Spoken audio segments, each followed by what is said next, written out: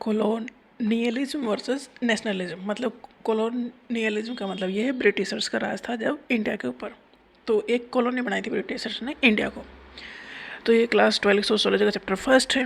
Colonial rule ने unified किया all of the India for the first time. पहली बार ऐसा हुआ कि इंडिया एक बन के उभर के आया, एक यूनिफाइड इंडिया बन के आया, क्योंकि हर जगह पर ब्रिटिशर्स का राज था।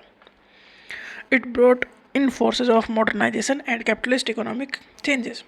जब ब्रिटिशर्स का राज था तो यहाँ पर काफ़ी अच्छे काम भी हुए, जैसे कि मॉडर्नाइजेशन आया, मशीन आई, तो कुछ तरक्की हुई। Colonial rule used mechanical techniques in production. जो हम पहले घर पे बना रहे थे, काम चीज़ों को बना रहे थे, कोई प्रोडक्शन हो रहा था तो छोटे लेवल पर हो रहा था। जब ब्रिटिशर्स आए तो मशीन्स का यूज ज़्यादा होने लगा, तो प्रोडक्शन बड़े लेवल पर होने लगा।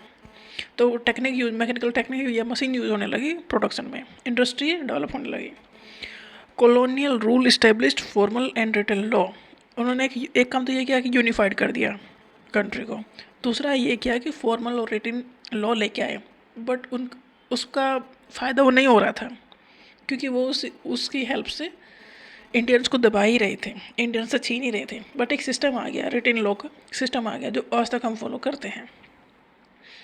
कॉलोनियल रूल डेवलप किया means of transport and communication. रेलगाड़ी उन्होंने लेके आए, कम्युनिकेशन के सिस्टम उन्होंने पैदा किए।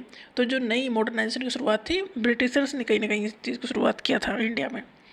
The economic, political and administrative unification of India under colonial rule was achieved at a great expense. देखो ये सब चीज़ें हुई, एडमिनिस्ट्रेटिव यूनिफिकेशन ऑफ इंडिया हुआ, पॉलिटिकल एंड मतलब एक इंडिया, एक कंट्री, एक यूनिफाइड उसमें हो गया, एक बन के उभर के आया। बट इसकी बड़ी कीमत इंडियंस ने चुकाई।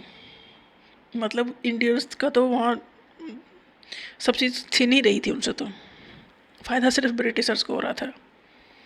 तो इस यूनिफिकेशन की कीमत काफ़ी बड़ी थी।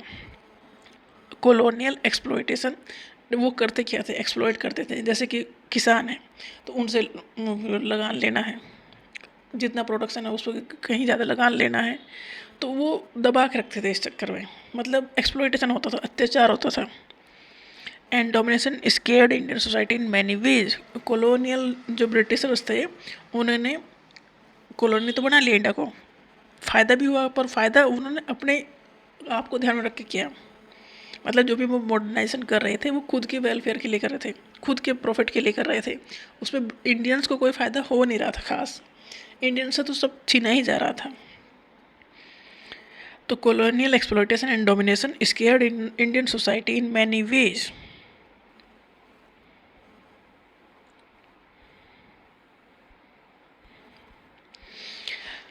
Colonialism also gave birth to its own enemy nationalism. Colonialism की वजह से ही nationalism आया। ये दोनों एक दूसरे के अपोजिट काम करते हैं। Colonialism मतलब किसी दूसरे का राज चल रहा है हमारे ऊपर, nationalism मतलब हमारा खुद का राज होना चाहिए।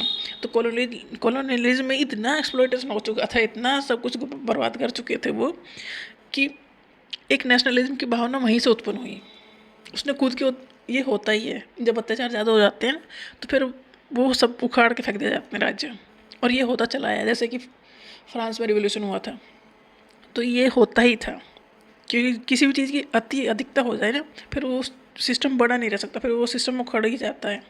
तो कॉलोनियलिज्म कम जब ज़्यादा हो गया, चीज़ें ख़राब ज़्यादा हो गई, एक्सप्लॉयटेशन ज़्यादा हो गया, तो फिर नेशनलिज्म की भावना उत्पन्न हुई, तभी उन्हें उखाड़ के फेंका गया। तो कॉलोनियलिज्म आया, उसने ही खुद के जो दुश्मन था उसे पैदा किया, जो था नेशनलिज्म। मतलब हमारे ऊपर हमारा ही राज होना चाहिए।